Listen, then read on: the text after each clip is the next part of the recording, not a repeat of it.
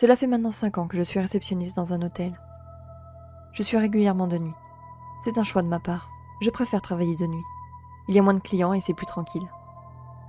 Puis je n'ai généralement pas de mal à veiller pendant mes 7 heures de poste. Ce soir, comme depuis les 5 derniers jours, j'arrive au travail à 22h, pour ma garde qui se terminera à 5h le lendemain. Jusqu'à environ 1h du matin, je vois des clients passer pour regagner leur chambre. Mais après 1h30 environ, il n'y a plus personne. C'est souvent comme ça. L'hôtel est assez isolé, à plusieurs kilomètres de la ville. Il faut environ 20 minutes de voiture pour rejoindre le restaurant le plus proche. Ce qui explique pourquoi nous ne sommes pas l'hôtel le plus fréquenté du coin, malgré nos prix défiant toute concurrence. Je m'attelle à mes tâches habituelles, c'est-à-dire regarder de temps en temps les caméras de surveillance, m'assurer que tout est en ordre, et lire mon livre en attendant la fin de mon service. Au bout de 2 heures, j'aperçois une forme sombre du coin de l'œil sur l'écran des caméras. En tournant la tête, je remarque que quelqu'un se tient au pied d'un lampadaire, totalement immobile. En regardant de plus près, je me rends compte qu'il s'agit de la caméra de l'entrée. Je tourne donc immédiatement la tête vers la porte vitrée de l'hôtel, pour regarder dehors. Mais il n'y a rien.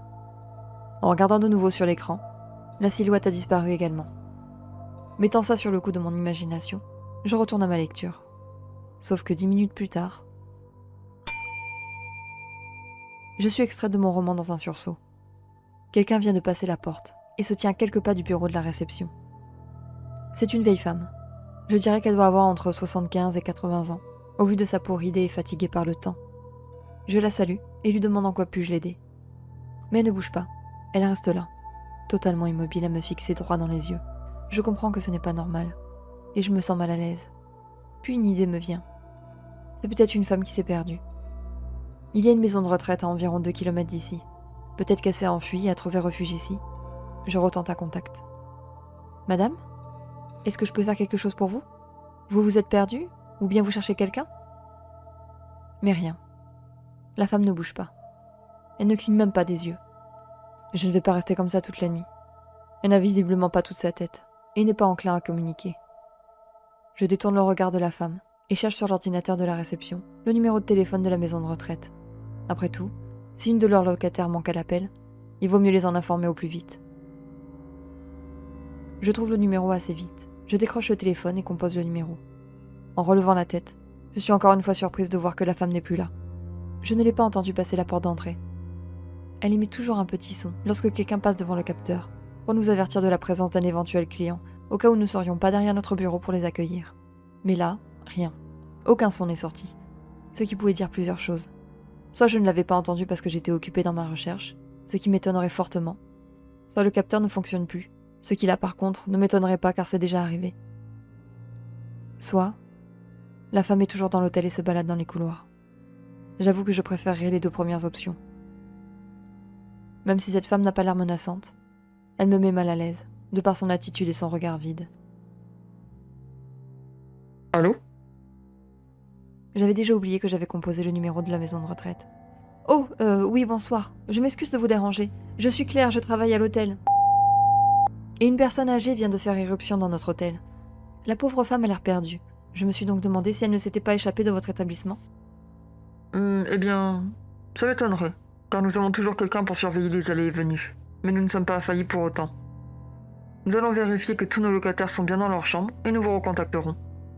Très bien, merci beaucoup. Je ne suis pas spécialement enchantée par leur réponse.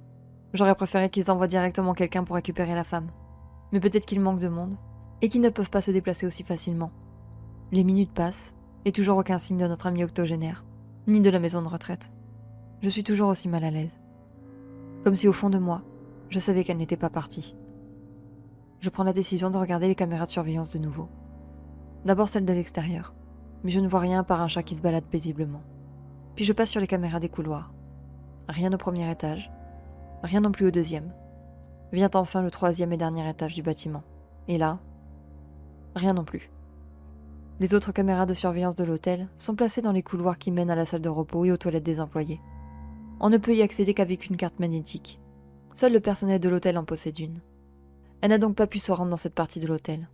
Mais par acquis de conscience, je me décide à vérifier. Rien dans le couloir. Il n'y a pas de caméra dans les toilettes, donc la seule caméra qu'il reste est celle de la salle de repos. Je m'apprête à appuyer sur le bouton pour changer de caméra, quand soudain... Je décroche le combiné dans un sursaut. Oui, allô? Bonsoir, c'est la maison de retraite. Je vous appelle suite à votre signalement. Après avoir vérifié toutes les chambres, aucun de nos locataires manque à l'appel. Au moment où la personne au téléphone me dit ça, j'aperçois la vieille femme sur la caméra. Elle se trouve dans la salle de repos, près des casiers des employés. Mon sang se glace dans mes veines. Je remercie la personne au téléphone et raccroche sans quitter l'écran des yeux. Que fait-elle? Et pourquoi elle reste immobile devant mon casier? Et surtout, comment est-elle arrivée là? Est-ce qu'elle aurait volé ma carte d'accès sans que je m'en aperçoive? Je tâtonne mon bureau à la recherche de ma carte, toujours sans quitter l'écran des yeux. À chaque fois j'ai détourné le regard de cette femme, ne serait-ce que 5 secondes. Elle en avait profité pour filer. Je finis par trouver ma carte, à sa place habituelle. Ce qui a le mérite de m'inquiéter davantage. Je ne comprends toujours pas comment elle a pu passer. C'en est trop. Je ne sais pas qui elle est ni ce qu'elle veut. Je ne sais pas non plus si ses intentions sont bienveillantes ou non. J'appelle la police. Tant pis pour elle. Je prends le téléphone sur mon bureau, mes yeux sont toujours rivés sur l'écran. Je compose le numéro instinctivement, et au bout de quelques secondes, une opératrice décroche. Je lui explique la situation, et elle me dit qu'une patrouille sera là dans 5 minutes. Bon, 5 minutes ça va. Je ne quitterai pas l'écran des yeux, et je surveillerai le moindre fait et geste de notre mamie creepy. Les secondes passent, je commence à avoir les yeux secs à fixer le même endroit en continu. Je suis néanmoins soulagée en entendant le bruit d'une voiture. Et les lumières de gyrophare que j'aperçois au coin de l'œil. Tout à coup, la vieille femme tourne lentement la tête en direction de la caméra. J'ai l'impression qu'elle sait que je la regarde.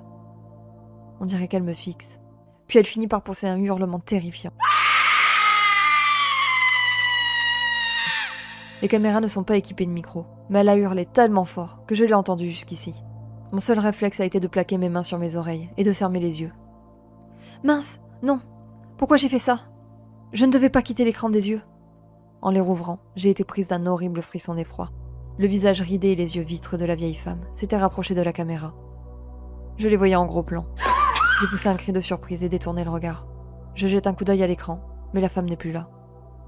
Les agents de police font le tour du bâtiment, mais ils ne trouvent rien. Pas de traces de femme, pas de signe d'effraction. C'est comme si rien ne s'était passé. La femme n'a jamais été retrouvée. Je ne sais même pas qui elle est, et ce qu'elle voulait. Je ne souhaite plus travailler de nuit, mais quand cela arrive, je sens que je ne suis pas seule.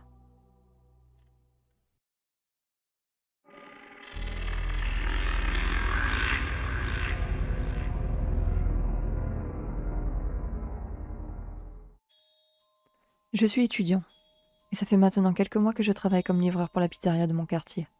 Je ne vous dirai pas que c'est l'emploi dont je rêvais, mais au moins, il me permet de vivre convenablement dans ma petite chambre d'étudiant. En général, je travaille de 19h à minuit, mais il arrive que j'y sois jusqu'à 1h du matin. Surtout en week-end, quand les gens qui font des soirées se décident à commander, après être totalement ivres ou plus encore. Ça ne me dérange pas plus que ça. Je suis payée en heures supplémentaires et de nuit. Je serais idiot de me plaindre. Des clients bizarres, j'en ai eu pas mal. De la femme qui ouvre sa porte totalement nue, en espérant avoir une commande gratuitement. En passant par l'ado qui nous a demandé de hacher sa pizza, car il ne pouvait pas la mâcher à cause de son opération des dents de sagesse. Oui, on peut dire que j'en ai vu des vertes et des pas mûres. Mais jamais encore je n'avais été confrontée à ce genre de client. Un soir relativement calme en semaine, j'étais au comptoir de la pizzeria, à attendre les éventuelles commandes. Le téléphone finit par sonner, et en décrochant, je n'ai rien entendu. J'ai renouvelé plusieurs fois la phrase habituelle que je dis quand je décroche le téléphone, mais rien. J'ai donc fini par raccrocher. Au bout de 2 minutes seulement, le téléphone sonne de nouveau. Le même numéro est affiché sur l'écran. À nouveau, je décroche, et rien. Soit cette personne a des problèmes avec son téléphone, soit j'ai affaire à un gamin qui s'amuse. Je finis donc une fois de plus par raccrocher. Le téléphone ne ressonne pas pendant plusieurs minutes. Puis au bout d'un moment, encore ce numéro.